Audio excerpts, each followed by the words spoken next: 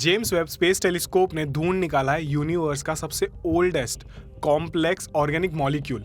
Organic molecule यानी वो चीज़ जिससे हम या फिर सारे के सारे लिविंग बींग्स बने हुए हैं। एक ऐसा मॉलिक्यूल जो हाइड्रोजन या फिर कार्बन डाइऑक्साइड जितना सिंपल तो नहीं है, लेकिन उसके अंदर डजन्स में अलग अलग एटम भरे हुए हैं। रिसर्चर्स के मुताबिक पृथ्वी पे सबसे पहला ऑर्गेनिक मॉलिक्यूल आज से 4 बिलियन साल पहले बना था। लेकिन अगर हम अभी JWST द्वारा मिले इस ऑर्गेनिक मॉलिक्यूल की बात करें तो ये 12 मिलियन साल पहले फॉर्म हो गया था। अब यहाँ बातें थोड़ी सीरियस हो जाती है। अगर आप गूगल पे ऑर्गेनिक मॉलिक्यूल सर्च करोगे तो आपके सामने कुछ ये नाम आएंगे: nucleic acid, glucose and amino acid. अब अगर आपको यहाँ पे पता ना हो तो मैं बता दूँ, हमारे ह्यूमन बॉडी के बिल्डिंग ब्लॉक्स या फिर सारे लिविंग ऑर्गेनिज्म के बॉडी के बिल्डिंग ब्लॉक्स होते हैं DNA एंड RNA। इनका फुल फॉर्म है deoxy ribo nucleic acid and ribo nucleic acid. Nucleic acid एक ऑर्गेनिक कंपाउंड। तो फिर क्या इसका मतलब ये हुआ कि अर्थ पे लाइफ यहाँ से आई है? या फिर क्या इसका मतलब ये हुआ कि लाइफ का एग्जिस्टेंस ब्रह्मांड में बहुत पहले से ही रहा है? या फिर क्या इसका मतलब ये हुआ कि हमारे अलावा भी ब्रह्मांड में कोई है? वेलकम टू द ज्ञान स्पॉट। मैं हूँ आपका होस्ट उमंग, और चलिए इस टॉपिक के बाल की खाल को उखाड़ते हैं। जेम्स वेब स्पेस टेलीस्कोप के मदद से एस्ट्रोनॉमर्स ने सबसे दूर मौजूद गैलेक्सी में ऑर्गेनिक मॉलिक्यूल्स ढूंढ निकाले हैं। ये पहली बार हुआ है कि हमने इतना दूर कोई मॉलिक्यूल ढूंढा हो। ये मॉलिक्यूल हमें मिला है एक गैलेक्सी SPT 0418-47 के अंदर, जो हमसे 12 बिलियन लाइट ईयर्स दूर है। अब जैसे कि हम सब जानते हैं, यूनिवर्स का एज है 13.7 बिलियन ईयर्स, यानी ये काफ़ी एंशिएंट गैलेक्सी है। ये डिस्कवरी हमें ये जानने में मदद कर सकती है कि कैसे ओल्डेस्ट गैलेक्सी में इन मॉलिक्यूल्स का इंटरैक्शन हुआ होगा और कैसे इनके वजह से स्टार्स का फॉर्मेशन हुआ होगा। इस गैलेक्सी में मौजूद इन कॉम्प्लेक्स मॉलिक्यूल्स को हम देख पाए थे ग्रेविटेशनल लेंसिंग के वजह से, एक ऐसा फिनोमिना जिसे एल्बर्ट आइंस्टाइन ने प्रेडिक्ट किया था कि यूनिवर्स में ऐसा कुछ हो सकता है। इसे समझने के लिए कंसिडर करो, हम यहाँ हैं, हमारे सामने एक गैलेक्सी है और उसके पीछे एक और गैलेक्सी है। तो इस गैलेक्सी से आती हुई लाइट इस गैलेक्सी के ग्रेविटी की वजह से ऐसे वॉर्प हो जाती है और हमें एक ऐसा लेंस के फॉर्म में दिखती है। इनडायरेक्टली ये गैलेक्सी हमारे लिए एक मैग्नीफाइंग ग्लास के जैसे बिहेव करती है। इसके मदद से वेब टेलीस्कोप ने इस गैलेक्सी में मौजूद इन मॉलिक्यूल्स को देखा था। अब इन पे आगे रिसर्च जारी है, लेकिन हमें अभी तक नहीं पता कि क्या इन मॉलिक्यूल्स के वजह से उस गैलेक्सी में लाइफ है या नहीं। क्या ब्रह्मांड में हम अकेले हैं या नहीं, ये तो हमें फ्यूचर में ही पता चलेगा। लेकिन क्या आपको पता है, लास्ट ईयर जेम्स वेब ने कॉस्मिक रिंग्स को डिस्कवर किया था। हम बहुत ही खुशकिस्मत है कि हमें जेम्स वेब स्पेस टेलीस्कोप के लॉन्च से ही ऐसे विजुअल्स देखने मिल रहे जिसमें ब्रह्मांड के कभी नहीं देखे गए रूप को हम देख पा रहे। जुलाई में दूर के स्टार सिस्टम की पहली जैसी एक इमेज जो अवास्तविक कॉन्सेंट्रिक ज्योमेट्रिक रिंग से गिरी हुई थी, इसने एस्ट्रोनॉमर्स को तक सोचने पे मजबूर कर दिया। वेब से मिली ये तस्वीर एक कॉस्मिक थंबप्रिंट की तरह दिखती है। इसके तुरंत बाद इंटरनेट पे मानो थियोरीज और स्पेक्यूलेशंस की बाढ़ सी आ गई। कुछ लोगों ने इसके डायसन स्फीयर होने का दावा किया, जो शायद एलियन मेगा स्ट्रक्चर के होने का सबूत है। लेकिन ये कार्बन से बने रिंग्स आखिर है क्या, और इसकी खोज एस्ट्रोनॉमी को एक अलग लेवल पे कैसे लेके जा सकती है?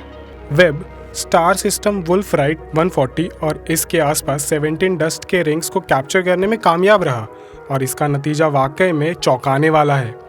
ये खोज हमारे ग्रह से 5000 लाइट ईयर्स दूर हुई, जहां स्टार की ये जोड़ी लंबे वक्त से एक कॉस्मिक वॉल्ट्स में बंद थी।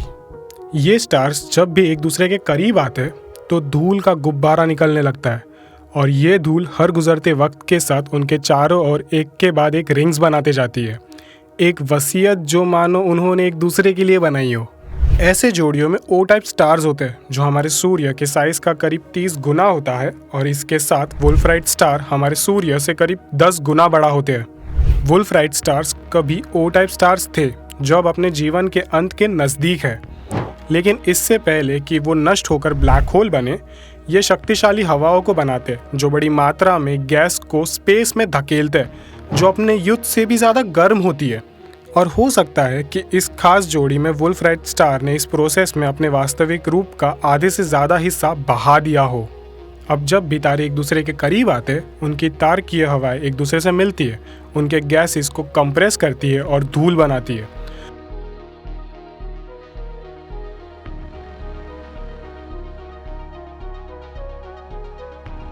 पहले हम वुल्फ्राइट 140 के आसपास ऐसे 2 रिंग्स के बारे में जानते थे, लेकिन अब जेम्स वेब की बदौलत ऐसे कम से कम 17 कॉन्सेंट्रिक डस्ट रिंग्स देख पाए हैं, यानी कम से कम 1 सदी जितना स्टेलर इंटरैक्शन के सबूत। इसके अलावा कुछ दूसरे वुल्फ्राइट सिस्टम्स धूल बनाते हैं, लेकिन वुल्फ्राइट 140 जैसे रिंग्स बनाने के लिए कोई भी जाना नहीं जाता। इस अनोखे रिंग पैटर्न को दूसरे सिस्टम्स में देखे जाने वाले गोलाकार से अलग वुल्फ्राइट 140 को वुल्फ्राइट स्टार की एक लंबी ऑर्बिट के लिए जिम्मेदार ठहराया जा सकता है। 17 से ज़्यादा बेहद अच्छे तरीके से तराशे गए रिंग्स, हर एक लगभग सटीक रेप्लिका इसके पहले वाले के अंदर समाया हुआ है। यानी वेब में दिखाई देने वाला सबसे पुराना, सबसे बाहरी गोला नए गोले से लगभग 150 साल पहले लॉन्च हुआ होगा, जो अब भी अपने शुरुआती अवस्था में ही है, और सिस्टम के सेंटर में फिजिक्स को चलाने वाले स्टारों की चमकदार जोड़ी से वो दूर हो रहा है।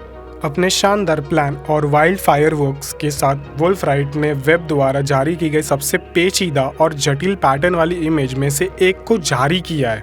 नया अध्ययन वुल्फ्राइट सितारे कार्बन युक्त धूल के अणु बनाते हैं, जो इसका अब तक का सबसे अच्छा सबूत देता है।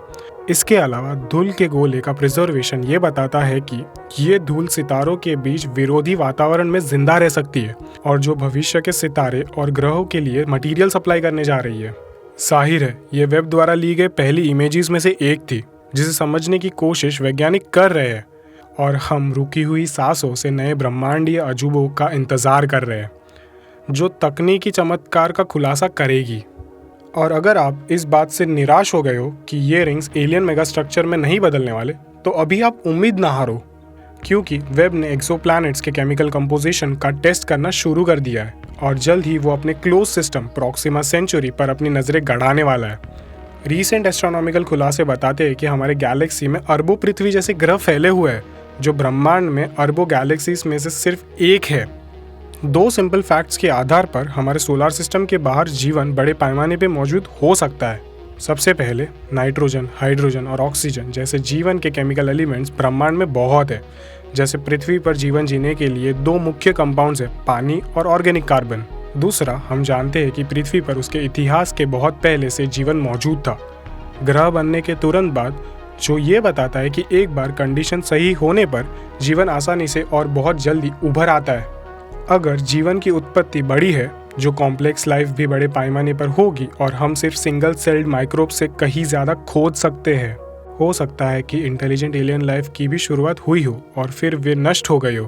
कुछ अपने मरते हुए तारे के प्रकोप से बचने के लिए शायद दूसरे ग्रह या स्टार सिस्टम में चले गए। किसी भी रूप में जीवन के लिए पूरे ब्रह्मांड में एक नियम ही समान रूप से होना चाहिए, और वो है सर्वाइवल ऑफ द फिटेस्ट। पृथ्वी से 4 लाइट ईयर्स दूर अब तक पाया गया नज़दीक का एक्सोप्लैनेट जो है वो है प्रॉक्सिमा बी। कुछ एस्ट्रोनॉमर्स इसे जीवन जगाने के काबिल मानते, जबकि कुछ मानते हैं कि प्रॉक्सिमा सेंचुरी जिसके अराउंड ये रिवॉल्व कर रहा है, उससे भारी मात्रा में एक्सरेज निकलते रहते हैं। सूर्य के चारों ओर पृथ्वी की यात्रा के मुकाबले 20 बार करीब ये एक्सोप्लैनेट अपने स्टार की परिक्रमा करता है, लेकिन क्योंकि इसका स्टार एक रेड डवार्फ है, इसलिए प्रॉक्सिमा सेंचुरी से इसे मिलने वाली एनर्जी का स्तर हमारे ग्रह के करीब है। इसका मतलब ये है कि ग्रह का तापमान इतना कम होना चाहिए कि लिक्विड वाटर इसके सतह पर मौजूद है। हालांकि क्या इस बात की कोई गारंटी है कि जो जीव पृथ्वी पर पैदा नहीं हुए उनको सांस लेने के लिए ऑक्सीजन चाहिए और पानी की ज़रूरत है? लेकिन हमारे ग्रह पर ऐसी कंडीशंस है जिनसे हमें दूर जाना है, और प्रॉक्सिमा भी एक टाइडली लॉक प्लैनेट है। इसका मतलब ये कि इस ग्रह का एक हिस्सा स्टार के सामने होता है जो सोलर रेडिएशन में ना रहा होता है, और उसका दूसरा हिस्सा अंधेरे में होता है। प्रॉक्सिमा भी जीवन का केंद्र हो सकता है या नहीं, इसकी ज़्यादा संभावना इस बात पर डिपेंड करती है कि वहाँ वातावरण मौजूद है या नहीं, क्योंकि जीवन को सपोर्ट करने के लिए इसे एक ऐसे वातावरण की ज़रूरत होगी जो खुद पृथ्वी तक पहुँचने वाले 400 गुना से ज़्यादा एक्सरे को रोक पाए।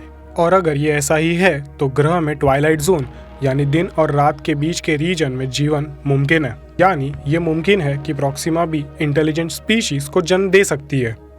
डायसन स्पीयर को बनाकर वह स्पीशीज सीधे तारे से एनर्जी हासिल कर सकती है।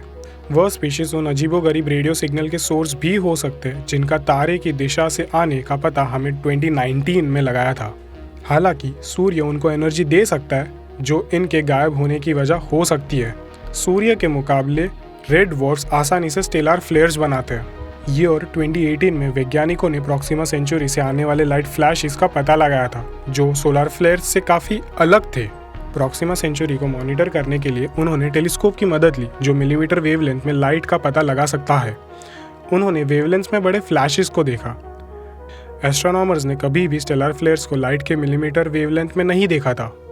ऐसे में वैज्ञानिक स्टार से आ रही इस अनोखी चमक के बारे में मिलीमीटर लाइट में ज़्यादा जानना चाहते हैं, जिससे वो ये जान पाए कि ये वाकई में फ्लेयर्स है या कुछ और। उन्होंने पृथ्वी पर 9 टेलीस्कोप के साथ ही सैटेलाइट ऑब्जर्वेटरी का यूज़ किया ताकि उनको प्रॉक्सिमा सेंचुरी का लगभग 2 दिन जितना ऑब्जर्वेशन का लॉन्गेस्ट सेट मिल सके, वो भी सबसे ज़्यादा वेवलेंथ कवरेज के साथ जो पहले कभी नहीं मिला था। तुरंत ही उन्होंने तेज चमक को खोज लिया। स्टार का अल्ट्रावायलेट लाइट स्टार महज कुछ सेकंड में 10,000 गुना बढ़ गया।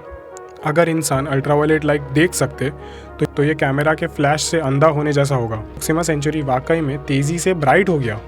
ये चमक कुछ पलों के लिए ही थी और उसके बाद फिर ये कम हो गई। इस तरह बड़े पैमाने के फ्लेयर्स मूल रूप से उस तारे की परिक्रमा करने वाले किसी भी ग्रह के वातावरण को थोड़ा बर्बाद कर देते हैं, जिसमें पृथ्वी जैसे ग्रह भी शामिल है। और अगर आपके ग्रह पर कोई वातावरण नहीं बचा है तो निश्चित रूप से आपके पास जीवन के लिए काफ़ी खतरनाक वातावरण होगा, जहाँ भारी मात्रा में रेडिएशन, बड़े पैमाने पर तापमान में उतार चढ़ाव और सांस लेने के लिए बहुत कम या कोई हवा नहीं होगी। ऐसा नहीं है कि जीवन नामुमकिन होगा, लेकिन सीधे स्पेस के संपर्क में आने वाले ग्रह की सतह पर वातावरण पृथ्वी से बिल्कुल अलग हो और इसीलिए किसी सभ्यता को बढ़ने और फलने फूलने के लिए उन्हें रात के साइड को अपना घर बनाना होगा। वैज्ञानिकों का मानना है कि वे लाइट और सोलर एनर्जी को पकड़ने के लिए बड़े पैमाने पर मिरर्स बनाएंगे और उन्हें हवा में उठाएंगे, या वे अपने दुनिया को रोशन करने के लिए बड़े पैमाने पर LED लाइट्स का भी यूज़ कर सकते हैं। पृथ्वी से अब तक किए गए ऑब्जर्वेशंस हमें ये बताते हैं कि प्रॉक्सिमा बी पर जीवन की संभावना कम है, लेकिन बेकार नहीं। और जल्द ही हम इस ग्रह के बारे में और बहुत कुछ खोज पाएंगे जब हमारा तकनीकी विकास अपनी नज़रें इस स्टार सिस्टम पर गड़ा देगा। जेम्स वेब स्पेस टेलीस्कोप ना सिर्फ स्टार्स और ग्रह को कैप्चर करने की काबिलियत रखता है, पर यह प्रॉक्सिमा बी के एटमॉस्फेरिक कंपोजिशन का अध्ययन भी कर सकता है ताकि वो लाइफ होने के चांसेस टेस्ट कर पाए। अगर वहाँ कोई भी आर्टिफिशियल लाइट्स रही तो वेब उसे भी ढूंढ ही लेगा। अगर प्रॉक्सिमा बी में वाकई में कोई जीवन मुमकिन है तो मानवता के पास एक ग्रह होगा जहाँ हम रह सकते हैं या जिसे हम अपना सेकंड होम बना सकते हैं। मल्टी प्लानेटरी स्पीशीज बनने के लिए प्रॉक्सिमा बी पर जीवन की खोज इंसानों के लिए बहुत कुछ बदल देगी। बस हमें करना होगा थोड़ा सा इंतज़ार। अब आपको क्या लगता है? अपनी राय मुझे नीचे कमेंट सेक्शन में ज़रूर बताना, और अगर ये वीडियो पसंद आया तो इसे लाइक, शेयर और इस चैनल को सब्सक्राइब करना ना भूलें। चलो फिर मिलते हैं हमारे अगले वीडियो में। तब तक के लिए कीप एक्सप्लोरिंग।